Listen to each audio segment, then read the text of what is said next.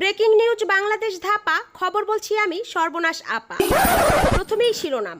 গতকাল গুরগুরিয়া থানার ভুরভুরিয়া গ্রামে 40 বছর বয়সের এক স্বামী অফিস থেকে ঘরে ফেরার সাথে সাথে তার আপন স্ত্রী হাতের কাছে থাকা সেফটিপিন দিয়ে গুঁতা মেরে তার স্বামীর চোখের 12টা বাজিয়ে দিয়েছে।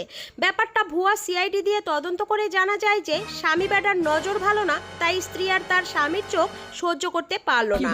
এদিকে আরও জানা যায় যে ঝামেলা শহরের চরিত্রহীন গ্রামে 6 দিন খাবার না দিয়ে খাটের নিচে বেঁধে রেখেছে 3 বাচ্চার মা এক সুন্দরী নারী তার বাচ্চাদের আপন বাবাকে। ঘটনাস্থলে ভুয়া পুলিশ পৌঁছালে স্ত্রী পুলিশের হাতে তুলে দেয় জলযন্ত্র প্রমাণ।